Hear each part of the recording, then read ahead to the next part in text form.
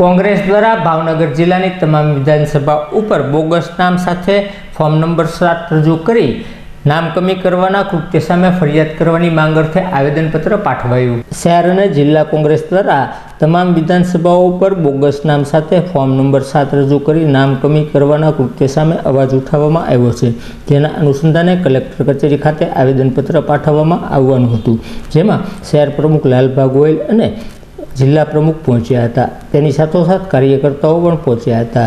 ભાવનગર શહેરમાં વિવિધ વિધાનસભામાં 7 નંબરના ફોર્મ બોગસ વ્યક્તિઓ દ્વારા રજૂ કરીને ચોક્કસ સમાજ વર્ગના નામને ઇરાદાપૂર્વક કમી કરવાની અરજીઓ કરી વયમનુષ્ય ઊભું કરનાર લોકો સામે તાત્કાલિક વિધાનસભા રજૂ થયેલા ફોર્મના અરજદારો સામે તેના સંબંધીઓ કરતા પોલીસ સ્ટેશન ખાતે તેમની સામે ફરિયાદ કરવાની માંગ અર્થે કોંગ્રેસ દ્વારા આવેદનપત્ર પાઠવવામાં આવ્યું હતું।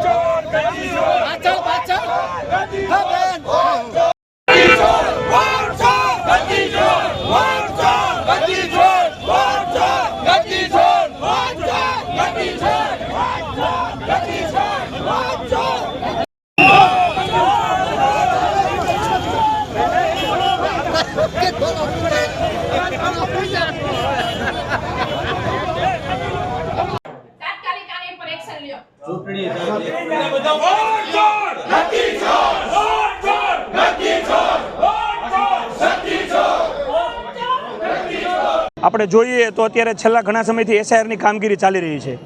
એસઆઈઆરની કામગીરી અંતર્ગત લોકોના મતાધિકાર છીનવવાનો આ ભારતીય જનતા પાર્ટી અને ચૂંટણી પંચનું જે મિશ્ર બેનું રહ્યું છે મિલીભગત, એ અંતર્ગત અમે આજે વોટ ચોરનો વરઘોડો લઈને અહીંયા કલેક્ટર ઓફિસે પહોંચ્યા છીએ। ખાસ કરીને એ મેસેજ આપવા માગીએ છીએ કે ચોક્કસ સમાજના મત અધિકાર છીનવાનું જે આ ભારતીય જનતા પાર્ટી અને ચૂંટણી પંચ પાપ કરી રહ્યું છે, એના વિરોધમાં કોંગ્રેસ પક્ષ બંધારણને મારનારું છે અને કોઈપણ લેવલે કોઈપણનો વોટનો અધિકાર છે ન છીનવાય એની જવાબદારી એક વિપક્ષ તરીકે અમારી છે।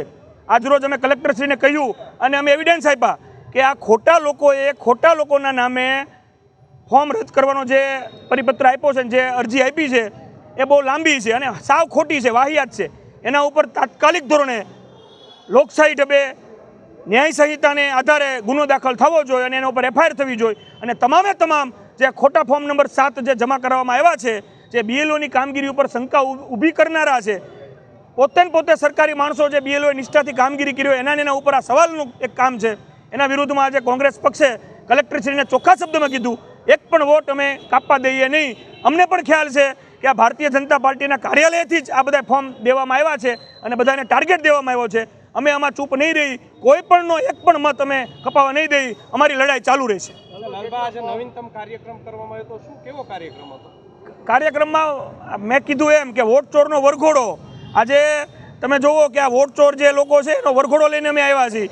અમે એમાં અમારી સાથે ગધેડા હતા અને અમે એને લઈને કલેક્ટર ઓફિસ સુધી આવ્યા છીએ અને એમાં સૂચના હતી કે આ વોટ ચોરનો વરઘોડો છે અને એમાં આપણા ચૂંટણી પંચના જે મુખ્ય અધિકારી છે એમનો ફોટોગ્રાફ છે, બધું હતું।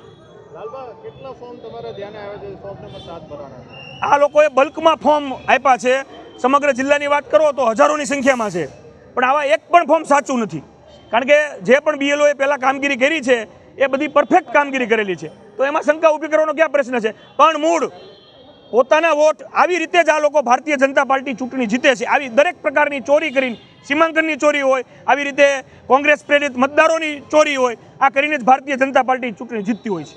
લાલભા, આજે જે વિરોધ પ્રદર્શન કરવામાં આવ્યું તેમાં મૂંગો પશુ છે ગધેડાને લાવવામાં આવ્યો તો પોલીસ અને કોંગ્રેસ વચ્ચે ગધેડો પીસાઈ ગયો હતો? નહીં, બિલકુલ નહીં। અમે જે પણ લોકોને જે ગધેડાને લઈને આવ્યા હોય એને અમે પીસાવા ન દઈ, એને શાંતિપૂર્ણ રીતે જ તેની જગ્યાએ પરત કરવામાં આવ્યો છે। લાલભા, પોલીસ છે તે હવે પશુ અત્યાચારની ફરિયાદ દાખલ કરશે તો કોંગ્રેસ ઉપર? આમાં પશુ અત્યાચારનો પ્રશ્ન જ નથી। ફરશે તો પણ કોંગ્રેસ આમાં પ્રશ્ન જ નથી એવો. છતાં કોંગ્રેસનો કેવો એમની મિજાજ? અત્યાચાર કોને કર્યો મીડિયા માધ્યમે બધું જોયું છે. કરે તો કોંગ્રેસનો શું મિજાજ રહેશે? કોંગ્રેસનો મિજાજ ગરમ જ રહેશે.